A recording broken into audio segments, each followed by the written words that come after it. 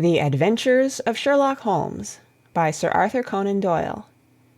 Adventure number 2. The Red-Headed League. I had called upon my friend, Mr. Sherlock Holmes, one day in the autumn of last year, and found him in deep conversation with a very stout, florid-faced, elderly gentleman with fiery red hair. With an apology for my intrusion, I was about to withdraw when Holmes pulled me abruptly into the room and closed the door behind me. "You could not possibly have come at a better time, my dear Watson," he said cordially. "I was afraid that you were engaged." "So I am, very much so." "Then I can wait in the next room." "Not at all. This gentleman, Mr. Wilson, has been my partner and helper in many of my most successful cases, and I have no doubt that he will be of the utmost use to me in yours also." The stout gentleman half rose from his chair and gave a bob of greeting, with a quick little questioning glance from his small, fat, encircled eyes. "Try the settee," said Holmes, relapsing into his armchair and putting his fingertips together, as was his custom when in judicial moods. "I know, my dear Watson, that you share my love of all that is bizarre and outside the conventions and humdrum routine of everyday life. You have shown your relish for it by the enthusiasm which has prompted you to chronicle, and, if you will excuse my saying so, somewhat to embellish so many of my own little adventures. Your cases have indeed been of the greatest interest to me," I observed. You will remember that I remarked the other day, just before we went into the very simple problem presented by Miss Mary Sutherland, that for strange effects and extraordinary combinations we must go to life itself, which is always far more daring than any effort of the imagination. A proposition which I took the liberty of doubting. You did, Doctor, but none the less you must come round to my view, for otherwise I shall keep on piling fact upon fact on you, until your reason breaks down under them and acknowledges me to be right. Now, Mr. Jabez Wilson here has been good enough to call upon me this morning, and to begin a narrative which promises to be one of the most singular which I have listened to for some time. You have heard me remark that the strangest and most unique things are very often connected not with the larger but with the smaller crimes, and occasionally, indeed, where there is room for doubt whether any positive crime has been committed. As far as I have heard, it is impossible for me to say whether the present case is an instance of crime or not, but the course of events is certainly among the most singular that I have ever listened to. Perhaps, Mr. Wilson, you would have the great kindness to recommence your narrative. I ask you not merely because my friend Dr. Watson has not heard the opening part, but also because the peculiar nature of the story makes me anxious to have every possible detail from your lips. As a rule, when I have heard some slight indication in the course of events, I am able to guide myself by the thousands of other similar cases which occur to my memory. In the present instance, I am forced to admit that the facts are, to the best of my belief, unique. The portly client puffed out his chest with an appearance of some little pride, and pulled a dirty and wrinkled newspaper from the inside pocket of his greatcoat. As he glanced down the advertisement column, with his head thrust forward and the paper flattened out upon his knee, I took a good look at the man, and endeavored, after the fashion of my companion, to read the indications which might be presented by his dress or appearance. I did not gain very much, however, by my inspection. Our visitor bore every mark of being an average, commonplace British tradesman, obese, pompous, and slow. He wore rather baggy grey shepherd's check trousers, a not over-clean black frock-coat, unbuttoned in the front, and a drab waistcoat with a heavy brassy Albert chain, and a square pierced bit of metal dangling down as an ornament. A frayed top hat and a faded brown overcoat with a wrinkled velvet collar lay upon a chair beside him. Altogether, look as I would, there was nothing remarkable about the man save his blazing red head, and the expression of extreme chagrin and discontent upon his features. Sherlock Holmes's quick eye took in my occupation, and he shook his head with a smile as he noticed my questioning glances. Beyond the obvious facts that he has at some time done manual labor, that he takes snuff, that he is a Freemason, that he has been in China, and that he has done a considerable amount of writing lately, I can deduce nothing else. Mr. Jabez Wilson started up in his chair, with his forefinger upon the paper, but his eyes upon my companion. "How, in the name of good fortune, did you know all that, Mr. Holmes?" he asked. "How did you know, for example, that I did manual labor? It's as true as gospel, for I began as a ship's carpenter." "Your hands, my dear sir. Your right hand is quite a size larger than your left. You have worked with it, and the muscles are more developed."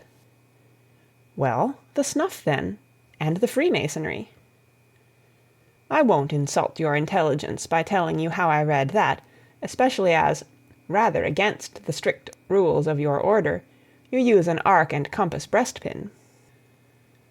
"Ah, of course, I forgot that. But the writing?" "What else can be indicated by that right cuff, so very shiny for 5 inches, and the left one with the smooth patch near the elbow where you rested upon the desk?" "Well, but China?" "The fish that you have tattooed immediately above your right wrist could only have been done in China. I have made a small study of tattoo marks, and have even contributed to the literature of the subject. That trick of staining the fish's scales of a delicate pink is quite peculiar to China. When, in addition, I see a Chinese coin hanging from your watch-chain, the matter becomes even more simple." Mr. Jabez Wilson laughed heavily. "Well, I never," said he. "I thought at first that you had done something clever, but I see that there was nothing in it after all." "I begin to think, Watson," said Holmes, "that I make a mistake in explaining. Omne ignotum pro magnifico, you know, and my poor little reputation, such as it is, will suffer shipwreck if I am so candid. Can you not find the advertisement, Mr. Wilson?" "Yes, I have got it now," he answered, with his thick red finger planted halfway down the column. "Here it is. This is what began it all. You just read it for yourself, sir." I took the paper from him and read as follows: "To the Red-Headed League. On account of the bequest of the late Ezekiah Hopkins, of Lebanon, Pennsylvania, USA, there is now another vacancy open which entitles a member of the League to a salary of £4 a week for purely nominal services. All red-headed men who are sound in body and mind and above the age of 21 years are eligible. Apply in person on Monday at 11 o'clock to Duncan Ross, at the offices of the League, 7 Pope's Court, Fleet Street." "What on earth does this mean?" I ejaculated after I had twice read over the extraordinary announcement. Holmes chuckled and wriggled in his chair, as was his habit when in high spirits. "It is a little off the beaten track, isn't it?" said he. "And now, Mr. Wilson, off you go at scratch and tell us all about yourself, your household, and the effect which this advertisement had upon your fortunes. You will first make a note, Doctor, of the paper and the date." "It is the Morning Chronicle of April 27th, 1890, just 2 months ago." "Very good. Now, Mr. Wilson." "Well, it is just as I have been telling you, Mr. Sherlock Holmes," said Jabez Wilson, mopping his forehead. "I have a small pawnbroker's business at Coburg Square, near the city. It's not a very large affair, and of late years it has not done more than just give me a living. I used to be able to keep 2 assistants, but now I only keep 1, and I would have a job to pay him but that he is willing to come for half wages, so as to learn the business." "What is the name of this obliging youth?"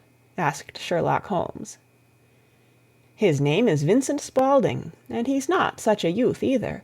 It's hard to say his age. I should not wish a smarter assistant, Mr. Holmes, and I know very well that he could better himself and earn twice what I am able to give him. But, after all, If he is satisfied, why should I put ideas in his head?" "Why, indeed? You seem most fortunate in having an employee who comes under the full market price. It is not a common experience among employers in this age. I don't know that your assistant is not as remarkable as your advertisement." "Oh, he has his faults, too," said Mr. Wilson. "Never was such a fellow for photography, snapping away with a camera when he ought to be improving his mind, and then diving down into the cellar like a rabbit into its hole to develop his pictures. That is his main fault, but on the whole he's a good worker. There's no vice in him." "He is still with you, I presume?" "Yes, sir. He and a girl of 14 who does a bit of simple cooking and keeps the place clean. That's all I have in the house, for I am a widower, and never had any family. We live very quietly, sir, the three of us, and we keep a roof over our heads and pay our debts, if we do nothing more." The first thing that put us out was that advertisement. Spaulding, he came down into the office just this day 8 weeks, with this very paper in his hand, and he says, "I wish to the Lord, Mr. Wilson, that I was a red-headed man." "Why's that?" I asks. "Why," says he, "here's another vacancy on the League of the Red-Headed Men.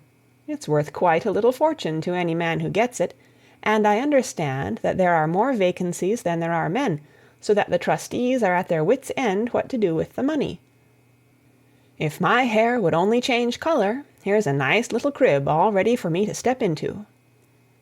"Why, what is it then?" I asked. You see, Mr. Holmes, I am a very stay-at-home man, and as my business came to me instead of my having to go to it, I was often 3 weeks on end without putting my foot over the doormat. In that way I didn't know much of what was going on outside, and I was always glad of a bit of news." "Have you never heard of the League of the Red-Headed Men?" he asked, with his eyes open. "Never." "Why, I wonder at that, for you are eligible yourself for one of the vacancies." "And what are they worth?" I asked. "Oh, merely a couple of hundred a year, but the work is slight, and it need not interfere very much with one's other occupations." Well, you can easily think that that made me prick up my ears, for the business has not been over good for some years, and an extra couple of hundred would have been very handy. "Tell me all about it," said I. "Well," said he, showing me the advertisement, "you can see for yourself that the League has a vacancy, and there is the address where you should apply for particulars. As far as I can make out, the League was founded by an American millionaire, Ezekiah Hopkins, who was very peculiar in his ways. He was himself red-headed, and he had a great sympathy for all red-headed men, so when he died it was found that he had left his enormous fortune in the hands of trustees, with instructions to apply the interest to the providing of easy berths to men whose hair is of that color. From all I hear, it is splendid pay and very little to do." "But," said I, "there would be millions of red-headed men who would apply." "Not so many as you might think," he answered. "You see, it is really confined to Londoners and to grown men. This American had started from London when he was young, and he wanted to do the old town a good turn.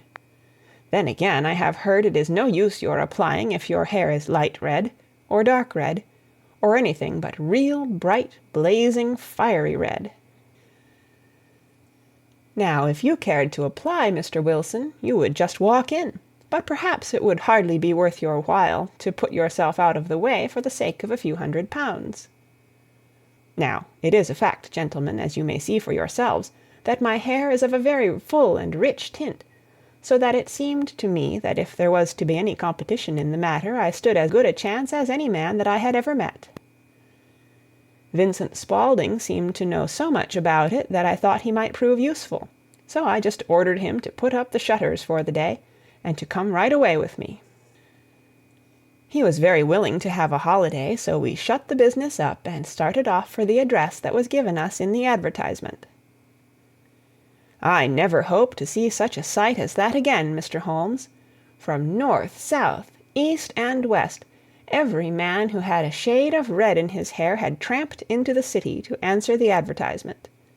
Fleet Street was choked with red-headed folk, and Pope's Court looked like a coster's orange barrow.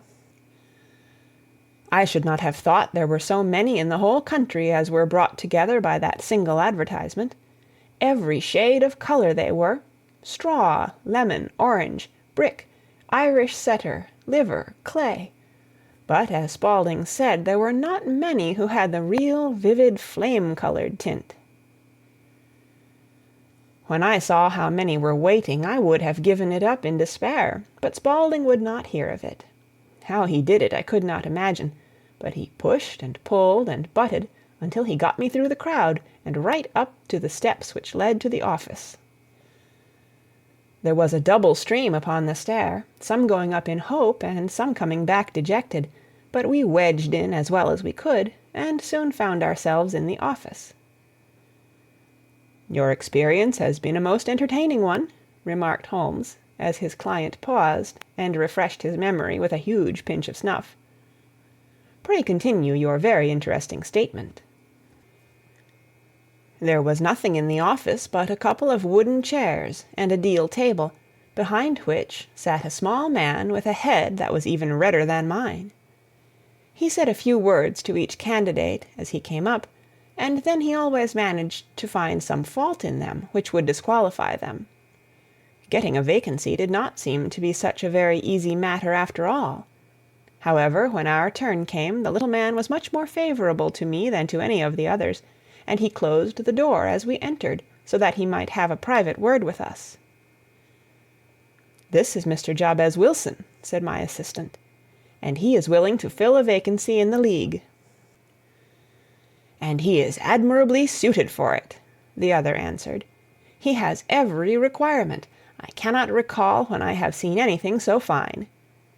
He took a step backward, cocked his head on one side, and gazed at my hair until I felt quite bashful. Then suddenly he plunged forward, wrung my hand, and congratulated me warmly on my success. "It would be injustice to hesitate," said he. "You will, however, I am sure, excuse me for taking an obvious precaution." With that he seized my hair in both his hands and tugged until I yelled with the pain. "There is water in your eyes," said he as he released me. "I perceive that all is as it should be, but we have to be careful, for we have twice been deceived by wigs and once by paint. I could tell you tales of cobbler's wax which would disgust you with human nature." He stepped over to the window and shouted through it at the top of his voice that the vacancy was filled. A groan of disappointment came up from below, and the folk all trooped away in different directions, until there was not a red head to be seen except my own, and that of the manager. "My name," said he, "is Mr. Duncan Ross, and I am myself one of the pensioners upon the fund left by our noble benefactor. Are you a married man, Mr. Wilson? Have you a family?" I answered that I had not. His face fell immediately. "Dear me," he said gravely, "that is very serious indeed. I am sorry to hear you say that. The fund was, of course, for the propagation and spread of the redheads as well as for their maintenance. It is exceedingly unfortunate that you should be a bachelor." My face lengthened at this, Mr. Holmes, for I thought that I was not to have the vacancy after all, but after thinking it over for a few minutes, he said that it would be all right. "In the case of another," said he, "the objection might be fatal, but we must stretch a point in favor of a man with such a head of hair as yours. When shall you be able to enter upon your new duties?" "Well, it is a little awkward, for I have a business already," said I. "Oh, never mind about that, Mr. Wilson," said Vincent Spaulding. "I should be able to look after that for you." "What would be the hours?" I asked. 10 to 2. Now, a pawnbroker's business is mostly done of an evening, Mr. Holmes, especially Thursday and Friday evening, which is just before payday, so it would suit me very well to earn a little in the mornings. Besides, I knew that my assistant was a good man, and that he would see to anything that turned up. "That would suit me very well," said I. "And the pay?" "Is £4 a week." "And the work?" "Is purely nominal." What do you call purely nominal? Well, you have to be in the office, or at least in the building, the whole time. If you leave, you forfeit your whole position forever. The will is very clear upon that point. You don't comply with the conditions if you budge from the office during that time. It's only 4 hours a day, and I should not think of leaving, said I. No excuse will avail, said Mr. Duncan Ross. Neither sickness, nor business, nor anything else. There you must stay, or you lose your billet. And the work? Is to copy out the Encyclopaedia Britannica. There is the first volume of it in that press. You must find your own ink, pens, and blotting paper, but we provide this table and chair. Will you be ready tomorrow? Certainly, I answered. Then good-bye, Mr. Jabez Wilson, and let me congratulate you once more on the important position which you have been fortunate enough to gain. He bowed me out of the room, and I went home with my assistant, hardly knowing what to say or do, I was so pleased at my own good fortune. Well, I thought over the matter all day, and by evening I was in low spirits again, for I had quite persuaded myself that the whole affair must be some great hoax or fraud, though what its object might be I could not imagine. It seemed altogether past belief that anyone could make such a will, or that they would pay such a sum for doing anything so simple as copying out the Encyclopaedia Britannica. Vincent Spaulding did what he could to cheer me up, but by bedtime I had reasoned myself out of the whole thing. However, in the morning I determined to have a look at it anyhow, so I bought a penny bottle of ink, and with a quill pen and 7 sheets of foolscap paper I started off for Pope's Court. Well, to my surprise and delight, everything was as right as possible. The table was set out ready for me, and Mr. Duncan Ross was there to see that I got fairly to work. He started me off upon the letter A, and then he left me, but he would drop in from time to see that all was right with me. At 2 o'clock he bade me good day, complimented me upon the amount that I had written, and locked the door of the office after me.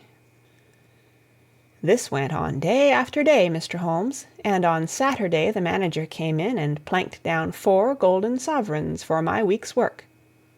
It was the same next week, and the same the week after. Every morning I was there at 10, and every afternoon I left at 2. By degrees Mr. Duncan Ross took to coming in only once of a morning, and then after a time he did not come in at all. Still, of course, I never dared to leave the room for an instant, for I was not sure when he might come, and the billet was such a good one and suited me so well that I would not risk the loss of it. 8 weeks passed away like this, and I had written about abbots, and archery, and armor, and architecture, and Attica, and hoped with diligence that I might get on to the bees before very long. It cost me something in foolscap, and I had pretty nearly filled a shelf with my writings. And then suddenly the whole business came to an end. To an end? Yes, sir, and no later than this morning. I went to my work as usual at 10 o'clock, but the door was shut and locked, with a little square of cardboard hammered on to the middle of the panel with a tack. Here it is, and you can read for yourself. He held up a piece of white cardboard about the size of a sheet of notepaper. It read in this fashion: "The Red-Headed League is dissolved. October 9, 1890.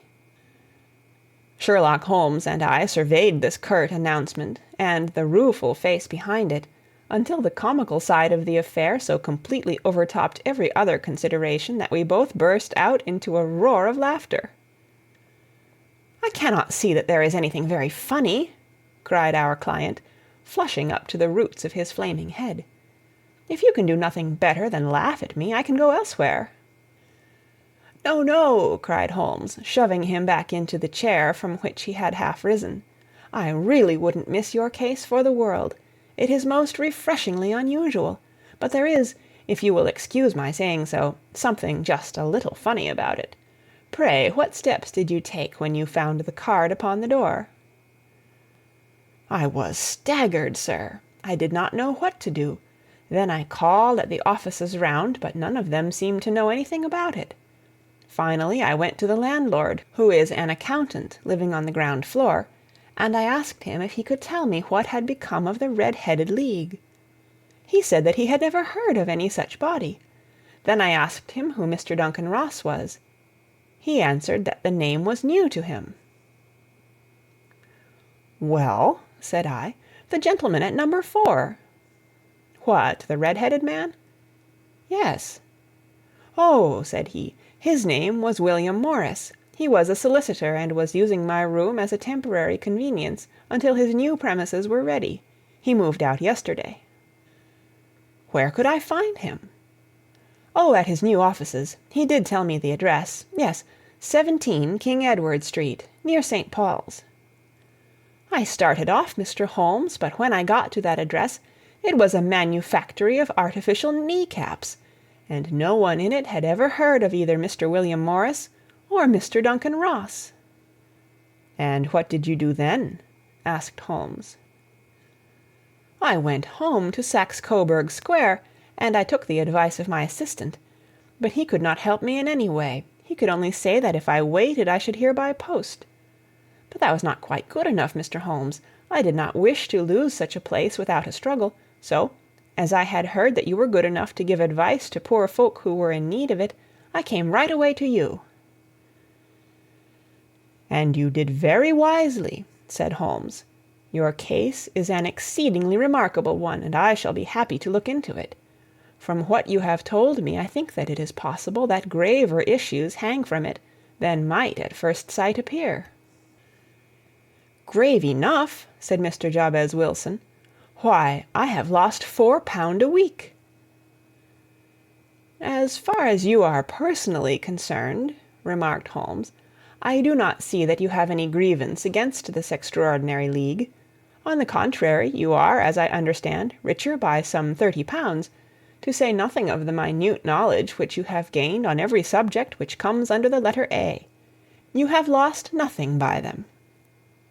"No, sir, but I want to find out about them, and who they are, and what their object was in playing this prank, if it was a prank, upon me. It was a pretty expensive joke for them, for it cost them £32. "We shall endeavour to clear up these points for you. And first, 1 or 2 questions, Mr. Wilson. This assistant of yours who first called your attention to the advertisement, how long had he been with you?" "About a month, then." "How did he come?" "In answer to an advertisement." "Was he the only applicant?" "No, I had a dozen." "Why did you pick him?" "Because he was handy and would come cheap." "At half wages, in fact?" "Yes." "What is he like, this Vincent Spaulding?" "Small, stout-built, very quick in his ways, no hair on his face, though he's not short of 30, has a white splash of acid upon his forehead." Holmes sat up in his chair in considerable excitement. "I thought as much," said he. "Have you ever observed that his ears are pierced for earrings?" "Yes, sir. He told me that a gipsy had done it for him when he was a lad." "Hum," said Holmes, sinking back in deep thought. "He is still with you?" "Oh, yes, sir. I have only just left him." "And has your business been attended to in your absence?" "Nothing to complain of, sir. There's never very much to do of a morning." "That will do, Mr. Wilson. I shall be happy to give you an opinion upon the subject in the course of a day or two. To-day is Saturday, and I hope that by Monday we may come to a conclusion."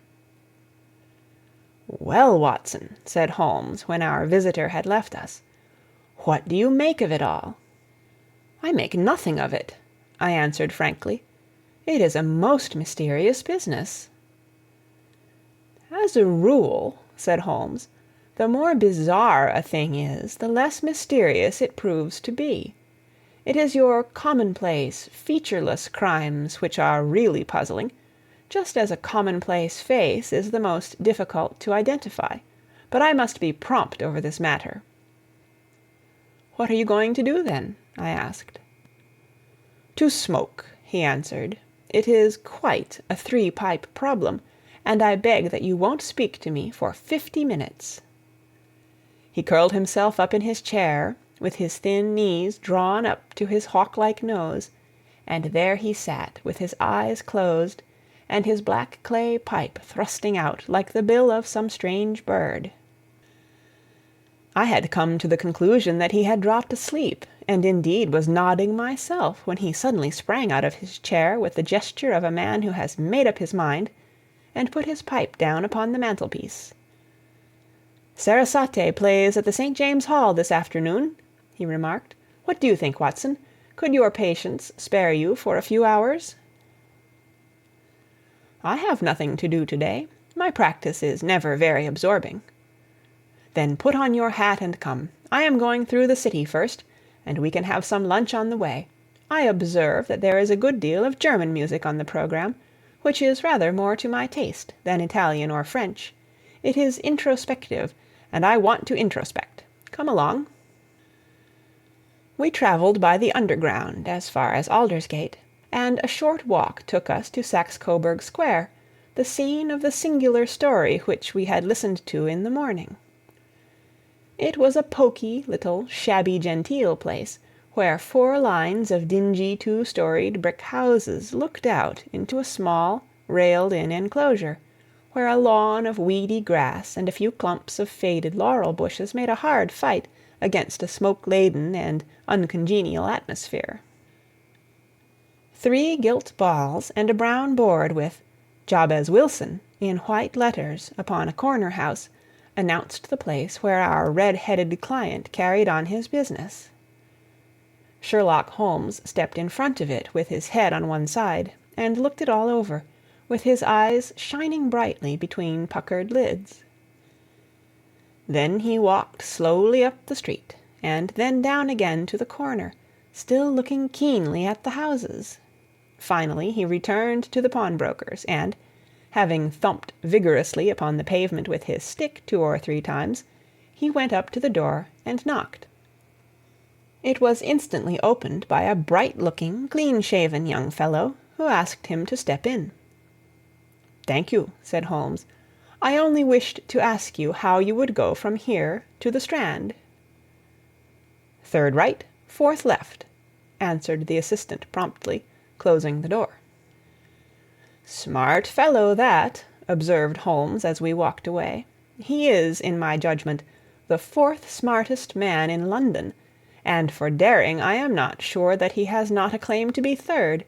I have known something of him before." "Evidently," said I, "Mr. Wilson's assistant counts for a good deal in this mystery of the Red-headed League.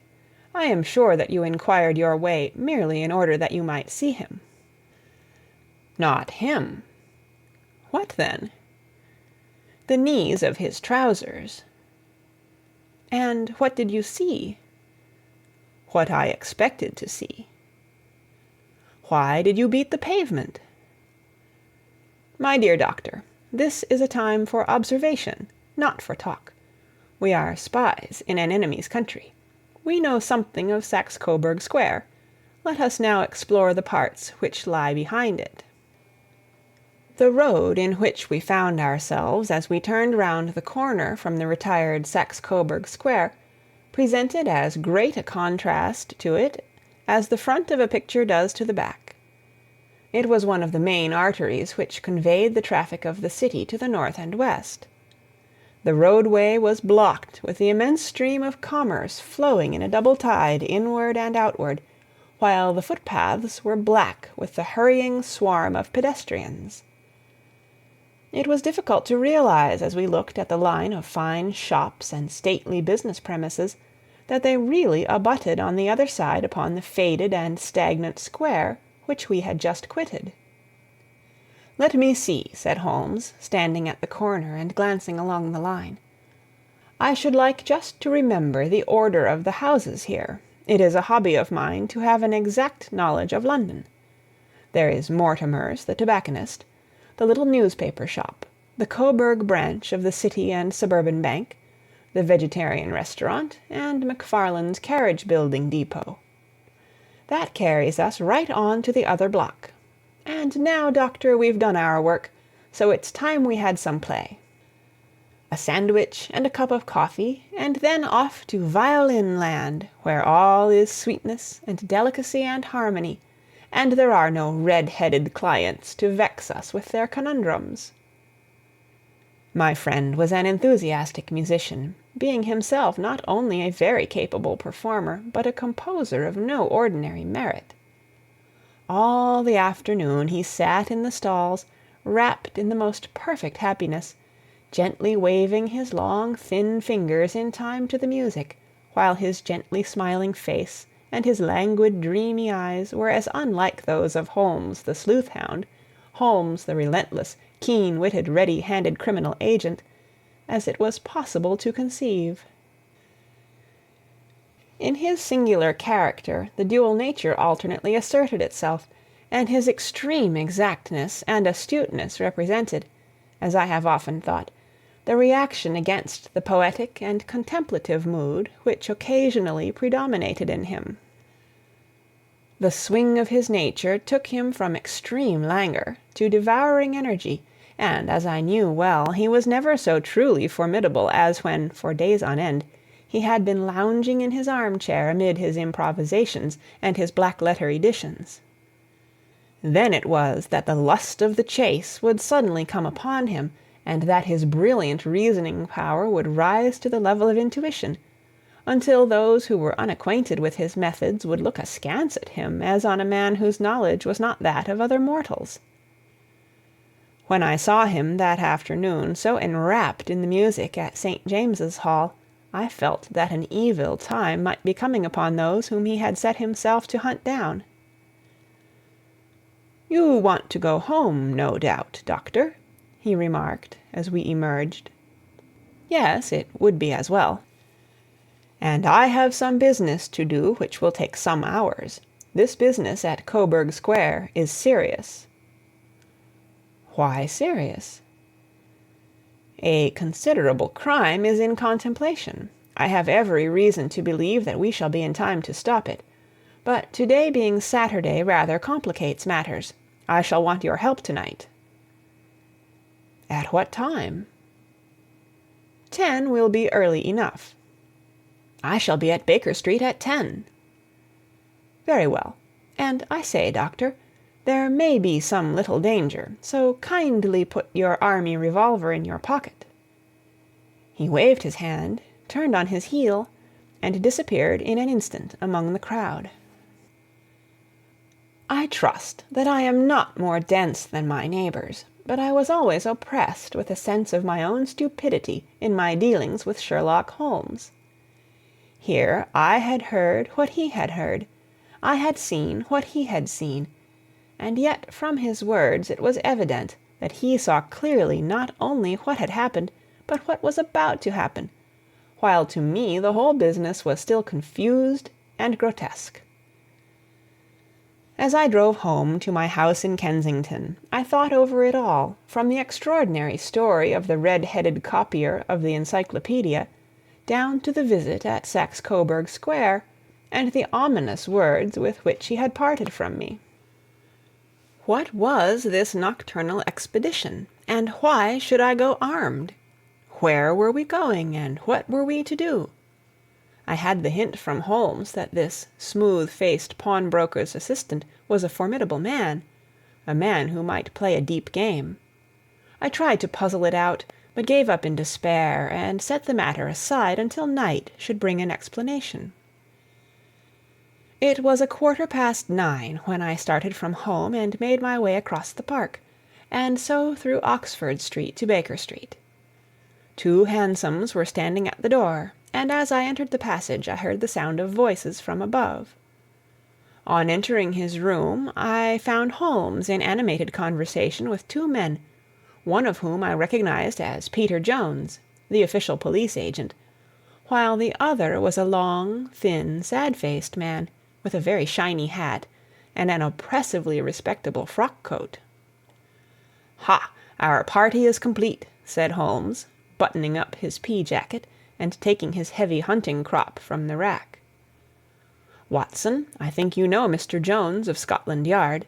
Let me introduce you to Mr. Merryweather, who is to be our companion in to-night's adventure." "We're hunting in couples again, Doctor, you see," said Jones in his consequential way.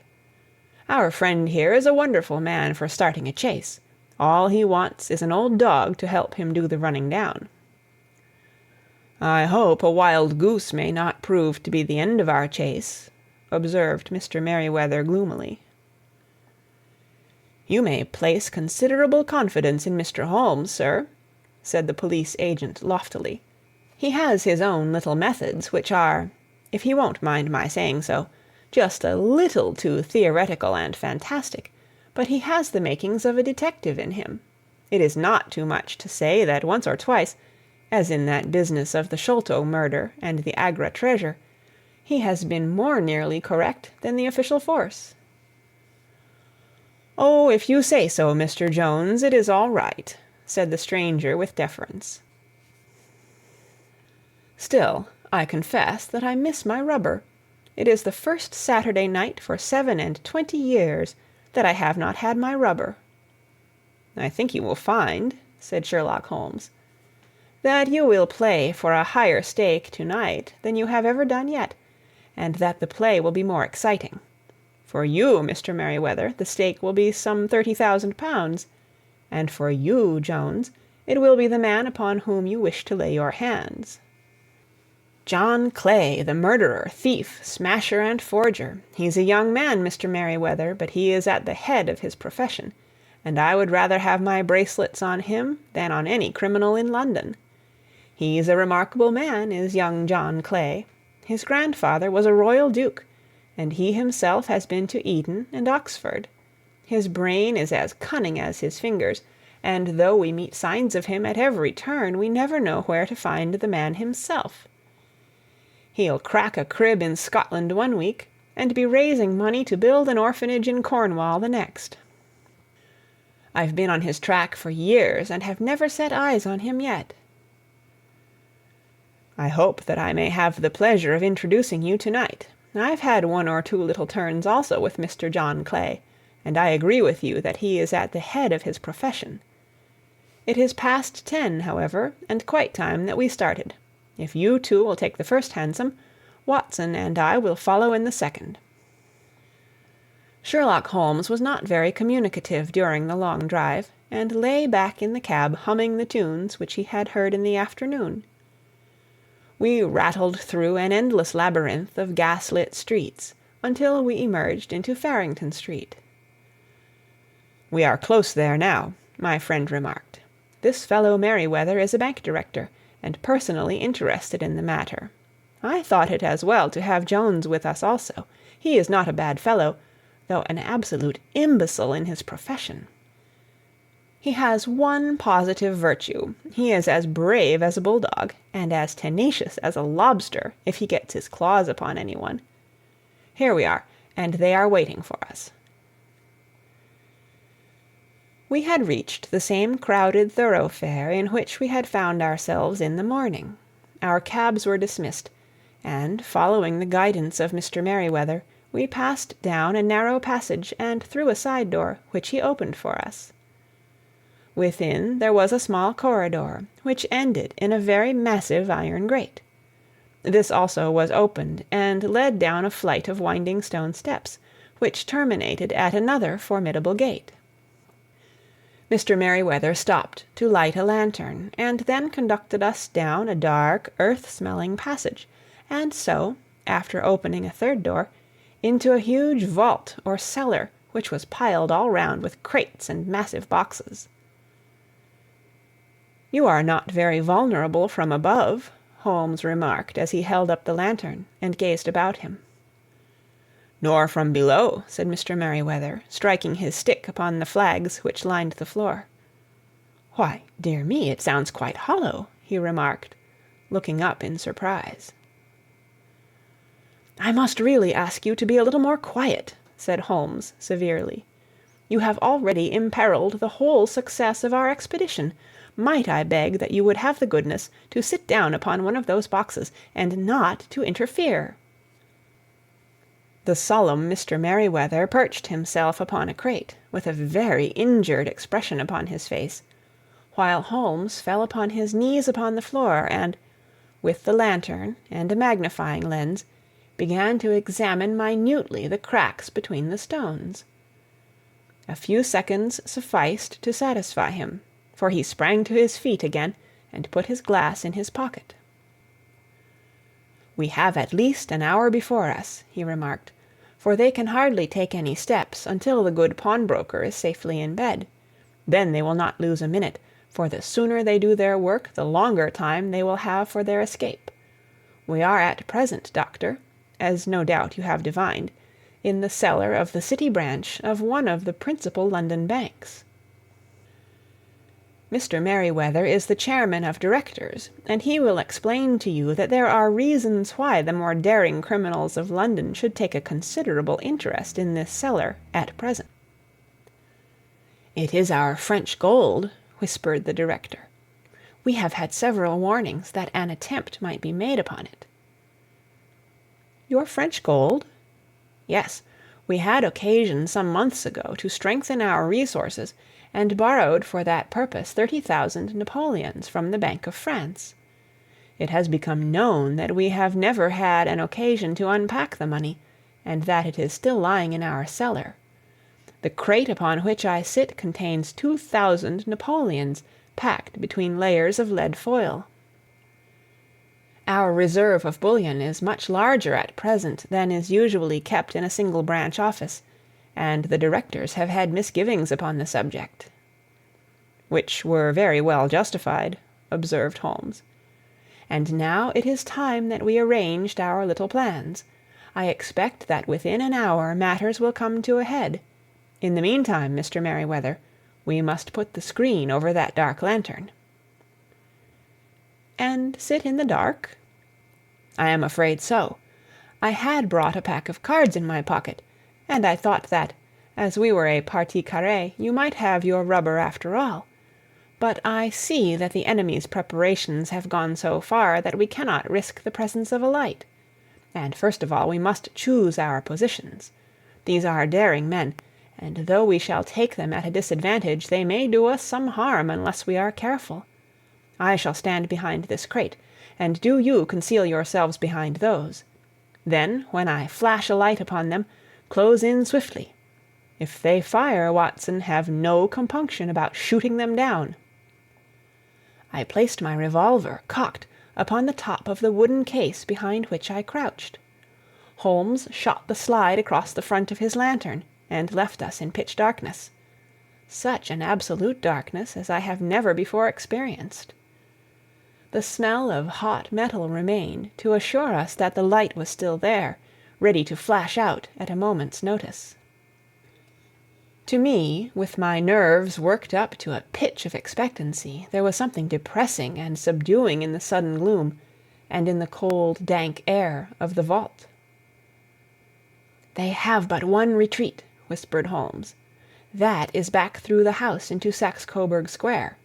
I hope that you have done what I asked you, Jones." "I have an inspector and 2 officers waiting at the front door."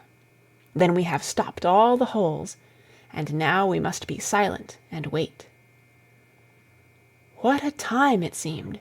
From comparing notes afterwards, it was but an hour and a quarter, yet it appeared to me that the night must have almost gone, and the dawn be breaking above us.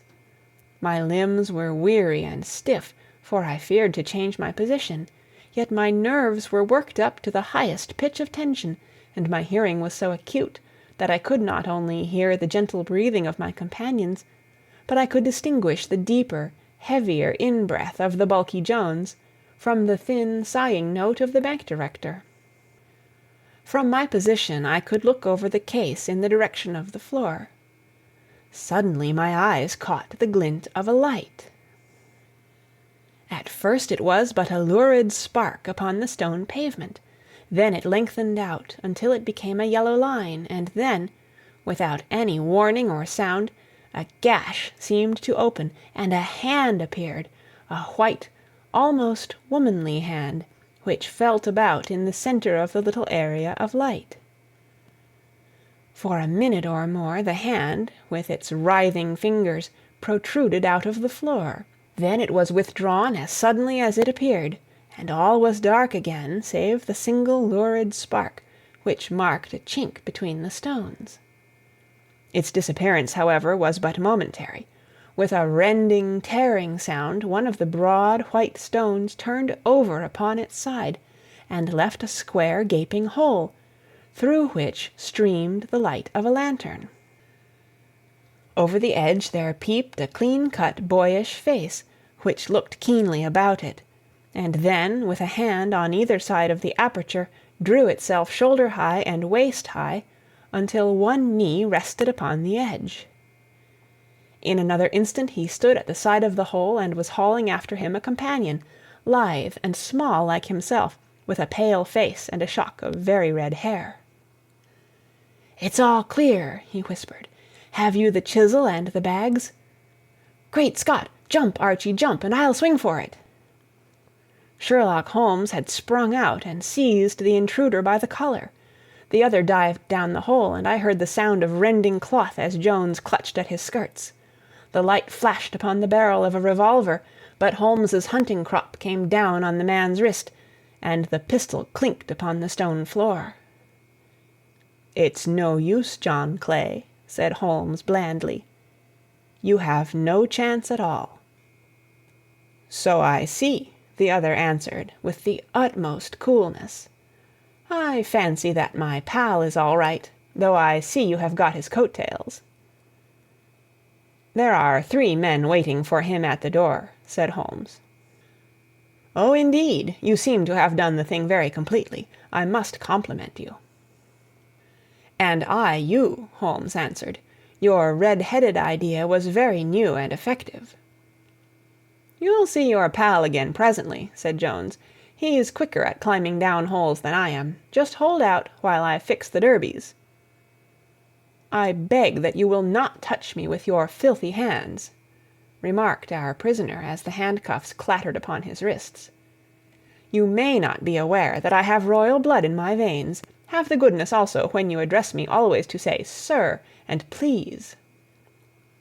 "All right," said Jones, with a stare and a snigger. "Well, would you please, sir, march upstairs, where we can get a cab to carry your highness to the police station?" "That is better," said John Clay serenely. He made a sweeping bow to the 3 of us, and walked quietly off in the custody of the detective. "Really, Mr. Holmes," said Mr. Merryweather, as we followed them from the cellar, "I do not know how the bank can thank you or repay you. There is no doubt that you have detected and defeated, in the most complete manner, one of the most determined attempts at bank robbery that have ever come within my experience." "I have had 1 or 2 little scores of my own to settle with Mr. John Clay," said Holmes. "I have been at some small expense over this matter, which I shall expect the bank to refund, but beyond that I am amply repaid by having had an experience which is in many ways unique, and by hearing the very remarkable narrative of the Red-Headed League. You see, Watson," he explained in the early hours of the morning as we sat over a glass of whiskey and soda in Baker Street, "it was perfectly obvious from the first that the only possible object of this rather fantastic business for the advertisement of the League, and the copying of the encyclopedia, must be to get this not over-bright pawnbroker out of the way for a number of hours every day. It was a curious way of managing it, but really it would be difficult to suggest a better. The method was no doubt suggested to Clay's ingenious mind by the color of his accomplice's hair. The £4 a week was a lure which must draw him, and what was it to them who were playing for thousands? They put in the advertisement, one rogue has the temporary office, the other rogue incites the man to apply for it, and together they manage to secure his absence every morning in the week.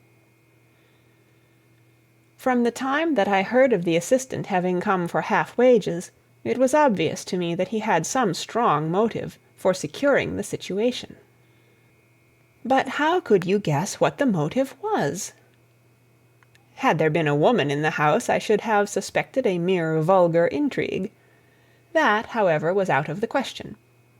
The man's business was a small one, and there was nothing in his house which could account for such elaborate preparations and such an expenditure as they were at. It must, then, be something out of the house. What could it be? I thought of the assistant's fondness for photography, and his trick of vanishing into the cellar. The cellar! There was the end of this tangled clue. Then I made inquiries as to this mysterious assistant, and found that I had to deal with one of the coolest and most daring criminals in London. He was doing something in the cellar, something which took many hours a day for months on end. What could it be, once more? I could think of nothing save that he was running a tunnel to some other building. So far I had got when we went to visit the scene of action. I surprised you by beating upon the pavement with my stick. I was ascertaining whether the cellar stretched out in front or behind. It was not in front. Then I rang the bell, and as I hoped, the assistant answered it. We have had some skirmishes, but we had never set eyes upon each other before. I hardly looked at his face. His knees were what I wished to see. You must yourself have remarked how worn, wrinkled, and stained they were. They spoke of those hours of burrowing. The only remaining point was what they were burrowing for. I walked round the corner, saw the City and Suburban Bank abutted on our friend's premises, and felt that I had solved my problem. When you drove home after the concert, I called upon Scotland Yard and upon the chairman of the bank directors, with the result that you have seen. And how could you tell that they would make their attempt to-night? I asked.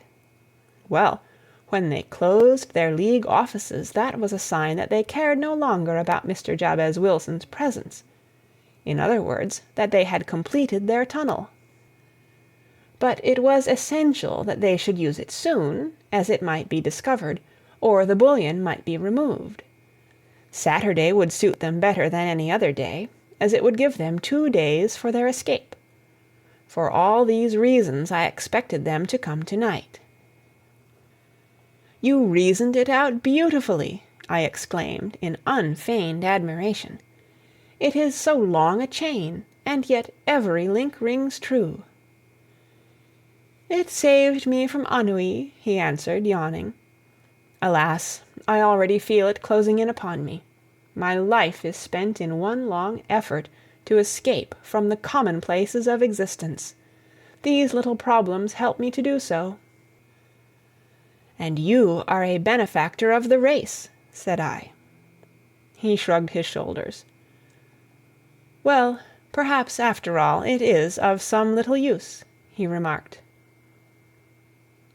L'homme c'est rien, l'œuvre c'est tout, as Gustave Flaubert wrote to George Sand. End of Adventure number 2. Read by Kara Schallenberg.